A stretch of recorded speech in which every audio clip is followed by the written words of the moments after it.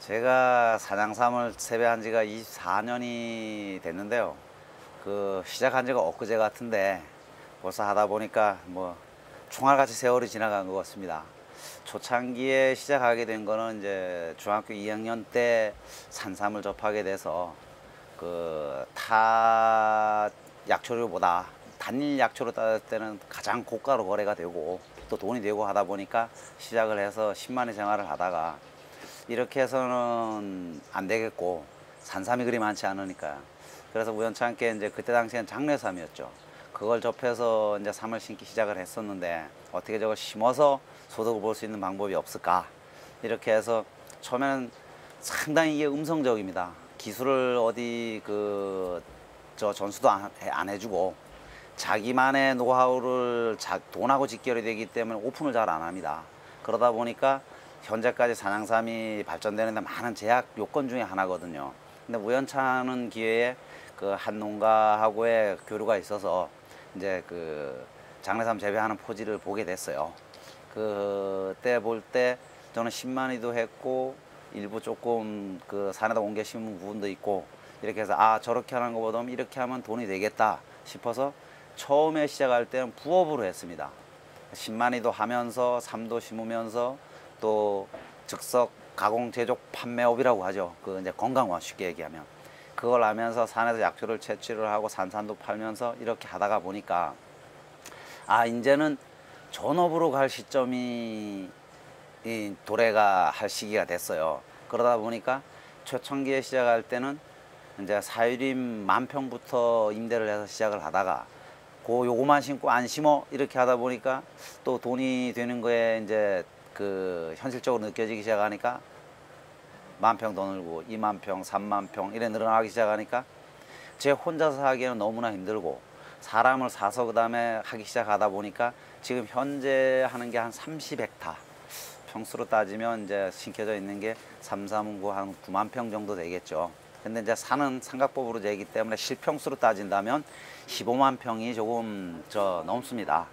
그래서 이제 그렇게 농사를 짓고 있는데 이 시기까지 오기에 참 편안하게 물 흘러가듯이 이렇게 온 건 아니거든요. 참 높낮이도 있고 힘든 때도 있고 참 진짜 울고 싶은 때도 있었고 이걸 꼭 해야 되느냐 회의감도 느낀 적도 있었고 그렇던 부분인데 가장 이제 힘든 부분이었던 게 산에다가 잇몸 밑에 재배하는 게 어디에 알려져 있는 것도 아니고 기본 기술이 책자에 기록되어 있는 것도 아니고 기본 재배 지침이 없다가 보니까 그걸 스스로 몸소 익혀야 되고 실패도 겪어야 되고 그걸 토대로 해서 돈을 벌 수 있는 방향으로 가야 되는 스스로 기술을 개발을 하고 스스로 문제점을 해결을 해야 된다는 어려운 점이 있었어요. 그래 이제 비근한 예를 하나 들어드린다고 한다 그러면 이 씨앗을 심는데 발화율이 상당히 떨어지거든요. 받아서 심었을 경우에. 그런데 이 발화율을 높이려고 그러면은 개감 문제가 상당한 어려움이었었어요. 그래서 10년 동안 이제 옛날 했던 방식대로 해서 모래다 놓고 비벼야 된다. 겨울에 땅속에 얼려서 터트려야 된다. 여러 가지 설이 있었어요. 그 방법대로 다 해봤어요. 안 돼요. 그러다가 이제 우연찮게 기술센터에 이제 봉사활동 하느라고 나가서 하다가 이제 계장님 보고 물어봤어요. 인산시 개갑 어떻게 합니까? 개갑하는데 그렇게 기술이 중요하다는데 그랬더니 아주 쉽게 얘기해요. 그거 모래다 묻어서 물만 주면 돼요. 아니 그렇게 얘기하지 말고 좀 자세히 좀 얘기 좀 해줘봐요. 이러니까 저 물만 부으면 된다고요. 모래다 묻어서. 그러니까 다 재차 물으니까 책자를 하나 주더라고요. 그래 보니까 모래를 깔고 씨앗을 넣고 모래를 덮고 씨앗을 넣고 모래를 덮고 이런 식으로 해서 하루에 아침 저녁으로 2번만 물을 주게 되면 100일만 물을 주면 자동적으로 개갑이 된다. 그래 와서 해보니까 진짜 되는 거예요. 그런데 그거를 누가 가르쳐 주지 않으니까 10년 동안 고생을 했다는 얘기예요. 그런 이제 기술적인 문제의 애로사항도 있었고 또 한 번은 그렇게 해서 만여 평을 다 심어놨는데 어느 날 갑자기 올라가 보니까 아까도 보셨다시피 순이 시들어서 시들시들 넘어가는데 땡겨보니까 밑은 쥐가 다 먹고 없어요. 그런데 그게 쥐가 발생을 하게 되면 쥐구제를 그때는 하지를 않았으니까 쥐 피해가 있는 줄도 몰랐으니까 전체 포장의 50% 이상이 쥐가 먹었어요.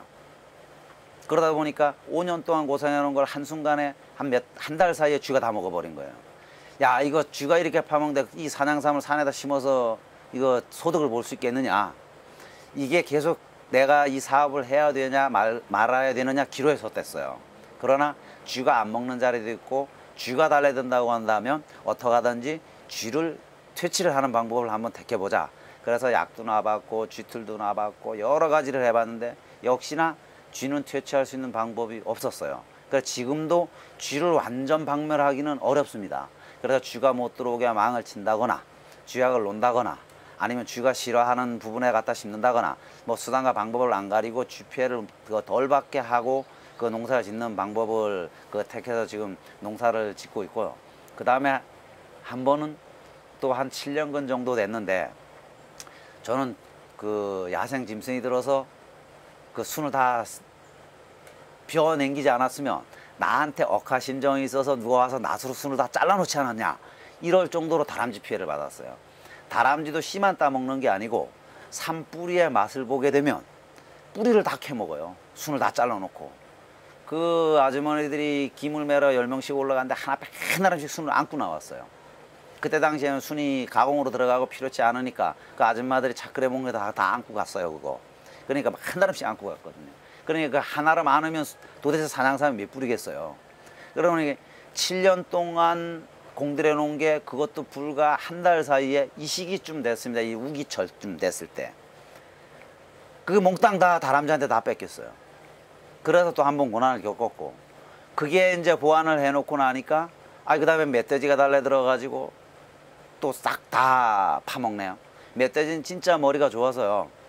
풀 속에 간혹 하나씩 있는 띄엄띄엄 있는 개체수까지도 골라서 그 산만 찾아서 파먹어요. 또 많이 심겨져 있는 데는 밭처럼 갈아 엎어요. 고구마 밭이나 감자 밭처럼. 그렇게 피해를 입고 이렇게 하다 보니까 이 세 가지를 극복하지 못하면 아무리 노력을 해도 허사가 되는구나. 사람이 훔쳐가는 거는 아직까지 저는 없었어요. 거의 산에 들어가 살다시피 하니까.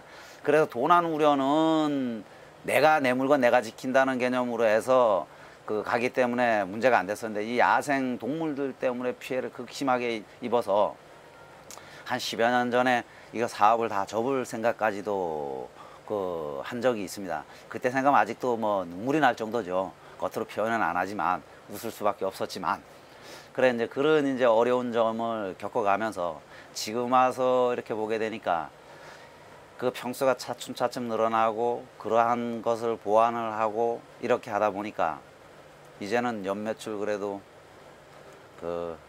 수억 대가 넘어가는 어찌 보면 이제 남들이 보기에는 이제 농사치고는 분홍이죠. 뭐 언론에서 얘기하는 게 일본에서 추산하는 게 연소득이 1억 정도 되면 중산층이다.